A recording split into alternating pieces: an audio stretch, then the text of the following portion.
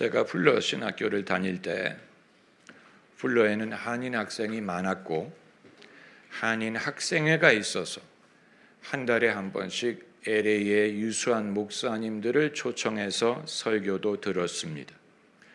당시 LA에는 양대 산맥이라고 할 수 있는 두 개의 교회가 있었는데 하나는 동양선교교회고 하나는 나성영락교회였습니다. 첫 달에 동양선교교회 목사님이 한인 학생회에 오셔서 설교를 하시고 예배가 끝난 후에 학생들을 식당에 데리고 가셔서 점심을 사주셨어요. 이건 누가 제안해서 한 일이 아니고 즉흥적인 분위기에 의해 정한 일이었습니다. 다음 달에 나성영락교회 목사님이 설교를 하러 오셨는데 예배가 끝나고 제가 그분에게 지난달엔 동양선교교회 목사님이 점심을 사셨다 이 제안을 했더니 그분이 약간 당황을 하시면서 그래요? 그럼 저도 점심을 사야죠 라고 학생들을 식당에 데리고 가셨는데 느낌이 달랐어요. 첫 번에는 동양선교교회 목사님이 오셨을 때는 누가 요청해서 그렇게 한 게 아니고 그때 분위기와 그때의 느낌에 의해 한 것이었기 때문에 분위기가 유쾌하고 재밌었는데 두 번째는 요청에 의해 의무적으로 한 것이기 때문에 별로 할 말도 없었고 별로 재미도 없고 형식적인, 저도 그렇게 느끼고 아마 학생들도 그렇게 느끼고 목사님도 그렇게 느끼셨을 것입니다. 이것은 오래전의 일이고 작은 일인데 그것이 저에게 많은 것을 시사했습니다. 하나님의 일에 대하여, 목회에 대하여, 교회에 대하여 과연 하나님이 맡기시는 일을 어떻게 할 것인가, 그것이 무엇인가, 그것을 할 수 있는가, 아니면 사람의 압력에 의해, 사람의 분위기에 의해 하나님이 원래 맡기신 것이 아닌 것을 스스로의 부담으로 여기는 일이 없는가. 예수께서 베드로에게 분부하신 것은 단 하나였습니다. 내 양을 먹이라. 그 모든 일이 이 한마디 속에 다 포함이 된 것입니다. 이 한 가지를 하노라면 그 모든 일을 할 수 있지만 이 한 가지 분부를 빗나가게 되면 만 가지를 하더라도 그 원래 사명을 알지 못하고 헛짚는 것이 될 것입니다. 오늘 본문에서도 예수님이 승천하시기 전에 제자들이 여러 가지를 알려고 했어요. 언제 임하십니까? 천국을 언제 이루십니까? 나라를 언제 이루십니까? 예수께서 그 모든 질문에 답하려고 하지 않고 이건 하나님에게 달린 것이니 그 시와 그 때는 너희 알 바 아니고 한 가지 오직 성령이 너희에게 임하시면 너희가 권능을 받고 내 증인이 될 거야. 한마디만 하시고 떠나가셨어요. 이 한마디에 의해 교회가 세워지고 이 한마디에 의해 기독교 신앙이 시작될 수 있었던 것입니다. 여러분, 우리가 빠지기 쉬운 함정이 있어요. 하나님이 만유의 주님이시기 때문에 하나님의 일을 하는 것은 만 가지 일을 하는 것이라고 생각하는 것입니다. 하나님이 만유의 주인이시기 때문에 하나님의 일을 하는 것은 만 가지 의무를 포함하리라 하고 생각하는 것인데 실제로 주님이 명하시는 일은 단순하고 한두 가지에 국한되었다는 거예요.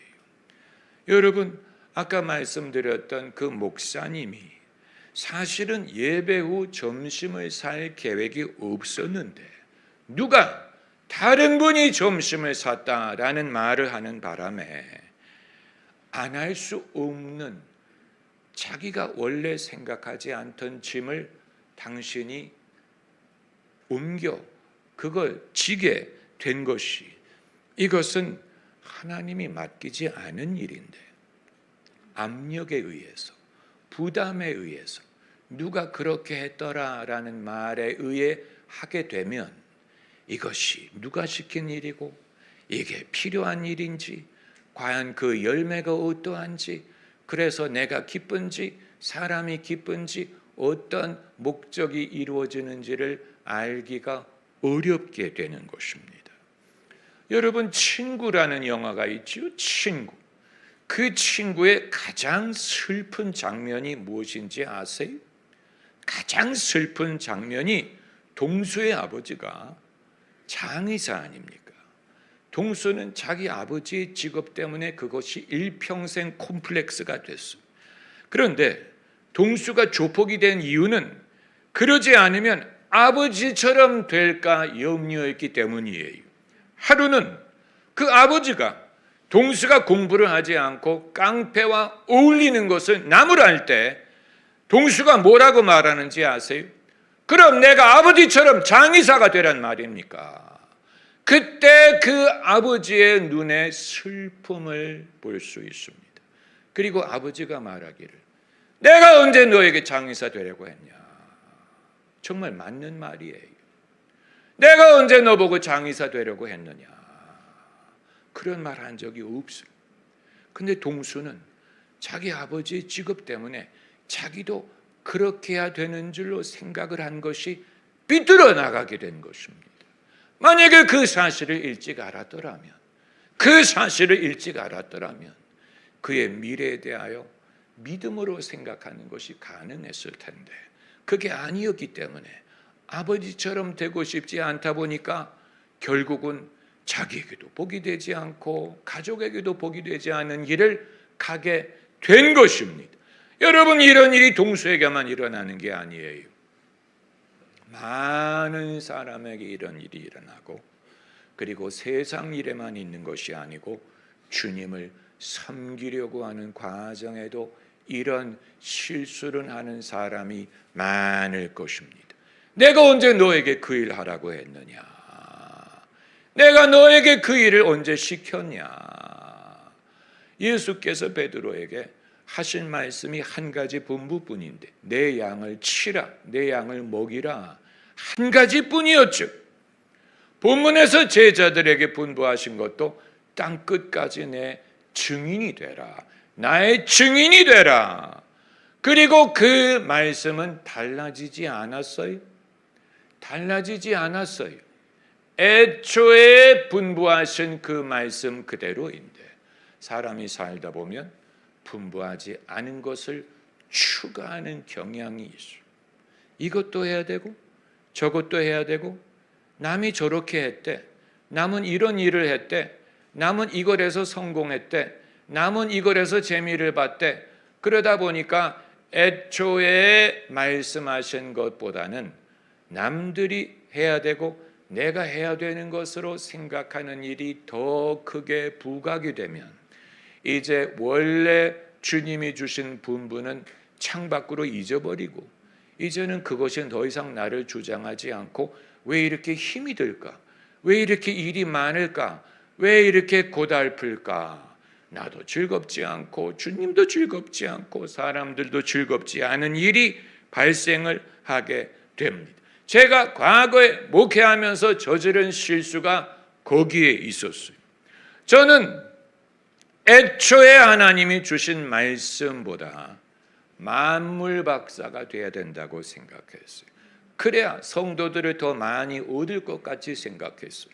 저의 목적이 성도들의 숫자를 불리는 데에 있다고 생각했어요. 어떻게 하면 교인의 숫자를 늘릴까?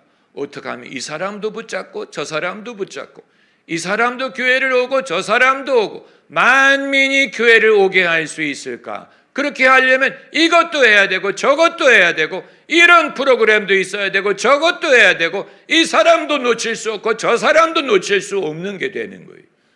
그러다 보니까 애초에 주님이 제게 하라고 맡기신 일은 잊어버리고 그건 당연한 것 아니에요.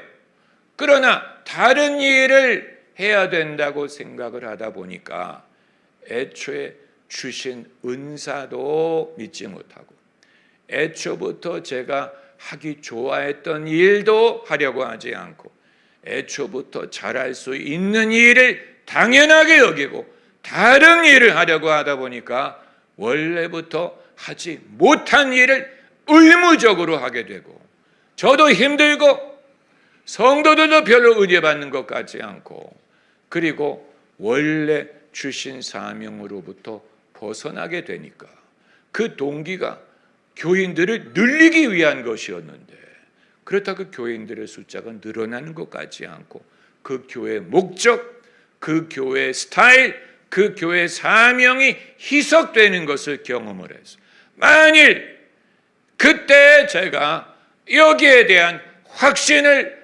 가졌더라면 남들이 뭐라고 생각을 하든, 다른 사람이 무슨 일을 하든, 다른 교회가 어떤 일을 하든, 이건 내게 주신 은사고, 이건 내게 주신 은사고, 이건 내게 주신 일이야. 나는 그 이외의 일은 할 줄 몰라. 이 일을 위해 하나님이 나를 부르셨어.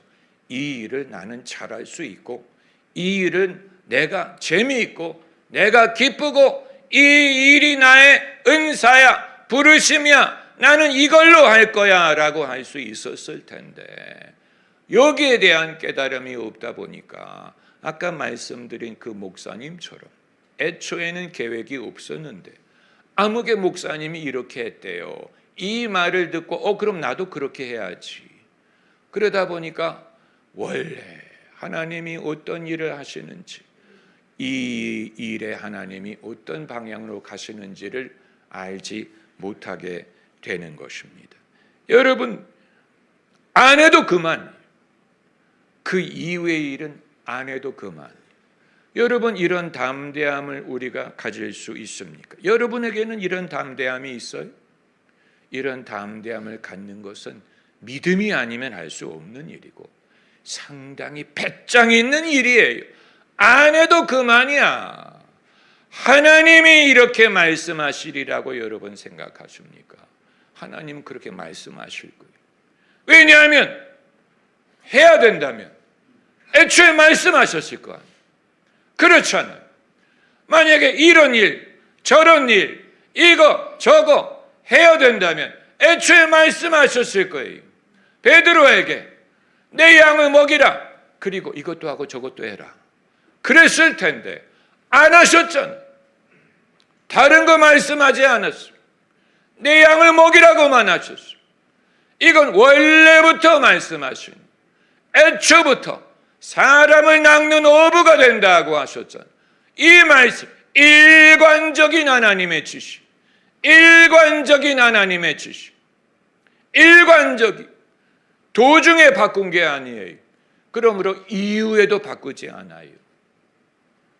여러분, 하나님이 이런 식으로 우리를 이끄신다는 것을 믿는다면 왜 우리가 수만 가지의 신경을 쓰고 수만 가지 때문에 우리의 담대함을 잃어버리고 수만 가지를 염려하느라고 신앙생활이 즐겁지 않고 무겁고 부담스럽고 힘들고 재미가 없게 되는 것입니까?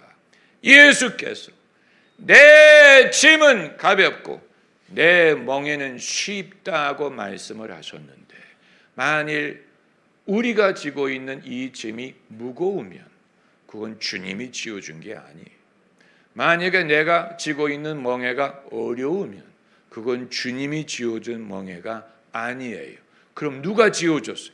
내가 스스로 진 거예요. 내가 스스로 무거운 짐을 진 거예요. 그리고 불평한 거, 왜 이렇게 무거울까? 왜 이렇게 힘들까? 여러분, 이건 많은 성도들에게 임하는 시험이라기보다는 오해, 실수. 제가 LA에서 섬겼던 교회 목사님 사모님께서 결혼하시기 전에, 목사님에게 결혼하시기 전에 이런 꿈을 꾸셨다고 했어요. 그때 그 목사님과 같이 길을 걷는 꿈이었는데 목사님이 계속 담배를 피우시더라는 거예요. 그래서 목사님이 왜 이렇게 담배를 피울까? 그랬더니 이제 그 꿈의 해석이 오기를 힘들어 하신다라는 뜻이었다. 힘들다는 것을 담배를 피는 걸, 그래 여러분 중에 혹시 담배 피시는 분은 인생이 힘들기 때문에 그래요. 인생이 힘든 것을 그것으로 표현하는 거예요. 그러니까 그 목사님 사모님도 당신이 결혼할 이 양반이 힘들어하면서 목회하는 것을 미리 알고 이제 내가 도와드려야지라는 그런 뜻으로 결혼을 하신 것 같은데, 그런데 그 이후에 제가 두고두고 생각하는 것은 그렇게 담배 피는 것처럼 힘들어하는 일을 못하러 하노? 하나님이 과연 그렇게 힘든 일을 시키실 분일까? 그건 하나님의 방법이 아닌 것 같은 거예요. 하나님의 지혜와 능력을 우리가 쫓을 수 있다면 아무리 좋은 일, 아무리 당연한 일을 한다고 하더라도 그게 담배를 피우는 것처럼 힘들게 다가오지 않고 걷기도 하고 뛰기도 하고 하나님을 찬양하는 것이에요. 할렐루야. 걷기도 하고 뛰기도 하고 He was walking and leaping and praising God. 그는 걸었네, 뛰었네, 찬양했네 라고 했지 담배 피웠네 라고 하지 않았어. 담배를 필 정도로 힘든 일이라면 그건 사람의 생각이 관여하기 시작하는 거예요. 남이 하는 것은 내가 안 할 수 없어. 내가 남에게 뒤질 수 없어. 누구는 이렇게 한대. 나는 이것도 가져야 되고 저것도 가져야 되고 이 양도 취해야 되고 저 양도 취해야 되고 이 사람도 취해야 되고 저 사람도 잃을 수 없고 이 모든 것을 내가 하려고 하다 보니까 애초에 하나님이 하라고 하신 것 플러스 내가 많은 일들을 내 술에 담기 시작한 거예요. 당연히 짐이 무거워지지요. 그러면서 마치 내가 주님을 위해 고생을 하는 것처럼 스스로 이건 주님을 위한 거야 라고 할 필요가 있느냐는 거예요. 주님은 그런 방식으로 일할 분이 아니에요. 그런 의미로 내 짐은 쉽고 내 짐은 가볍고 내 멍에는 쉽다. 할렐루야. 아멘. 여러분 이걸 믿는 게 오히려 더 큰 믿음이 필요한 거예요. 무거운 것을 지는 것보다 무겁지 않을 거야를 믿는 게 더 큰 믿음이 필요한, 이게 더 큰 믿음이 필요한, 주님을 신뢰하기 때문에 하는, 주님이 내게 맡기신 일, 애초부터 나를 감동하신 일, 내가 애초에 이 말씀을 듣고 기뻐서 쫓아갔던 일, 그게 주님이 내게 맡기신 일이에요. 그리고 하나님의 분부는 바뀌지 않습니다. 안 바꿉니다. 하나님의 은사와 부르심에는 후회함이 없느니라. 여러분 놀라운 것입니다. 여러분 주님이 맡기신 일은 영적으로 집중된 일이에요. 오늘 본문에서 예수께서 성령을 아주 불가피한 사건으로 결부시키신 거예요. 성령이 임하시면 영적인 일을 우리에게 맡기십니다. 성령으로 말미암는 일, 성령을 받은 후에 가능한 일, 성령으로 가능하게 한 일, 영적인 일을 우리에게 맡기셨어요. 여러분, 남들은 성령을 못 받아서 야단이에요. 성령을 못 받아서 야단이에요. 성령 받은 사람을 신기해하고 부러워해요. 그런데 정작 성령을 받은 사람은 이건 당연한 거고, 이건 당연한 거고, 그 이외의 일을 해야 되잖아. 그 이외의 서비스를 제공해야 된다고 그게 생각의 올무예요. 남들은 성령을 못 받아서 부러워하는데 성령을 받은 사람이 이건 당연한 거고, 다 받는 거 아니야? 이건 당연 기본이지. 이건 제쳐놓고 내가 평소에 못하는 일, 어려운 일, 그리고 하나님도 안 맡긴 일을 이거 당연히 해야 되는 거 아니야? 남들은 기독교인이라면 해야 되는 거 아니야? 5만 가지 일을 내 것으로 여기고 나에게 요구하다 보니까 잘하지도 못하고 잘 되지도 않고 원래부터 하나님이 시킨 것도 아니고 그리고 별로 즐겁지도 않고 효과도 별로예요. 그래서 끊임없이 고민하는 거예요. 이게 잘 돼야 되는데 왜 어려울까? 왜 이럴까? 왜 이럴까? 이유는 하나밖에 없어요. 그건 하나님이 지어준 짐이 아니었어요. 그건 원래부터 하나님이 명하신 게, 그게 내 짐이 쉽다고 했는데, 내 짐이 가볍다고 하셨는데 애초부터 지어준 게 아니에요. 이게 성령이 아니면 할 수 없는 일이기 때문에 성령이 임하셔서 네가 권능을 받으면 내 증인이 되면 돼, 이걸 맡기신 것인데, 우리가 남은 성령을 못 받아서 야단인데 받은 사람이, 신령한 것을 경험한 사람이, 맛본 사람, 그 사람이 이게 얼마나 귀중한지를 모르다 보니까 이건 당연한 거고, 남들은 여기에 플러스 다른 서비스를 하는 것 같아. 이건 마치 설렁탕 전문점이 설렁탕 국물과 깍두기로 승부를 하지 않고, 우린 돈가스도 만들어야 되겠고, 그리고 스테이크도 구워야 되겠고, 파스타도 하면 좋지. 여러분, 설렁탕 하는 집에 파스타 먹으러 누가 갑니까? 그거 요구하지 않아요. 설렁탕 집은 설렁탕으로 승부한, 국물만 잘 우어내면 돼. 그런데 만약에 거기에 대해서 확신을 갖지 못하고 우리 파스타도 좀 해보자. 그래서 사람들이 파스타도 먹고 설렁탕도 먹고 올 필요가 파스타는 파스타 집에 가면 돼. 파스타를 잘하는 집이 있어요. 스테이크를 잘하는 집이 있어요. 그러나 설렁탕을 먹으러 올 때는 설렁탕을 먹으러 오는 것입니다.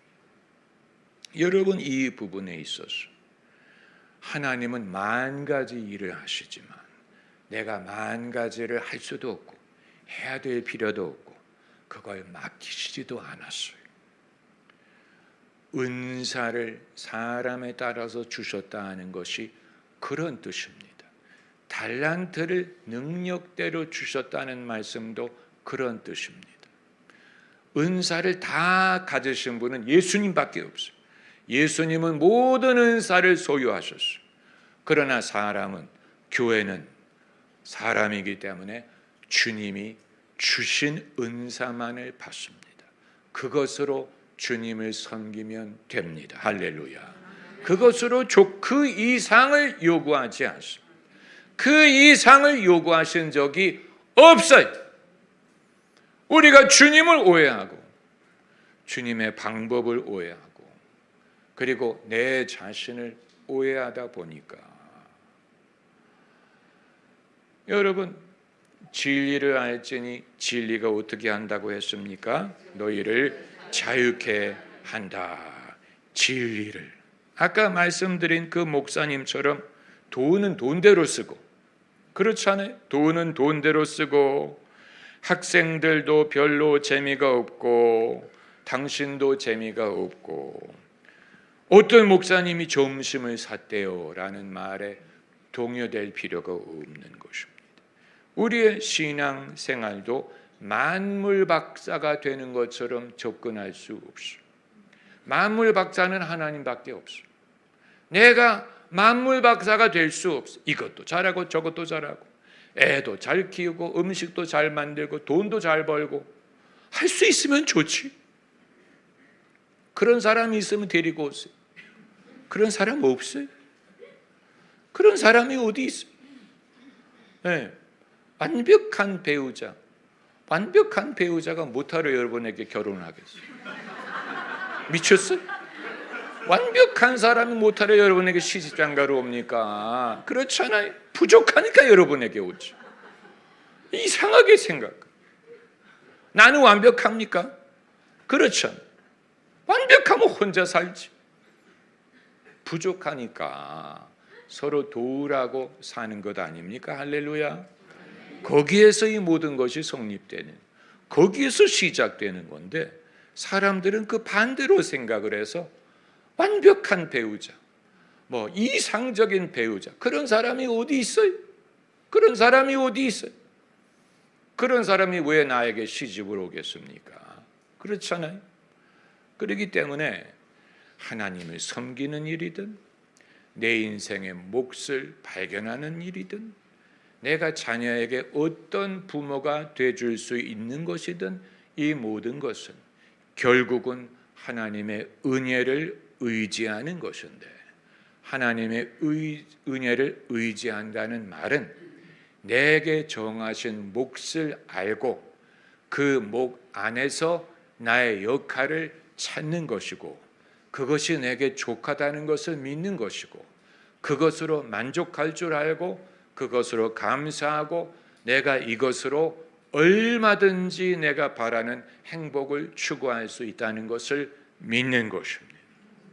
이게 겸손이고 이게 믿음이고 이게 사랑을 가능하게 하고 인내를 가능하게 하고, 주님이 그런 사람을 가리켜서 잘하여도다 착하고 충성된 종이라고 말씀을 하십니다. 그걸 보고 잘하여도다 착하고 충성된 종. 할렐루야. 여기 하나님의 지혜와 은혜를 찾기 원하는 것입니다. 할렐루야, 할렐루야, 할렐루야. 손을 높이 들고 주님을 찬양하고, 여러분 우리가 일평생을 살고도 깨닫지 못하는 게 얼마나 많은지 몰라요. 우리가 깨닫지를 못해요. 어려워서 깨닫지 못하는 게 아니고 지혜를 결여해서 못 깨닫는 것이고 믿음의 담대함을 소유하지 못하는 거예요. 안 해도 고만이란 생각을 못하는 거예요. 안 하면 어때? 못하면 어때? 하는 걸 하겠어. 여러분, 이건 엄청난 담대함을 요구하는데 사람이 그렇게 담대해지기가 어려워. 눈치를 봐. 구차하게 생각하는. 내가 못하는 걸 남이 눈치채면 어떡할까? 내가 못하는 걸 어떡할까? 할 수 있는 것을 할 것입니다.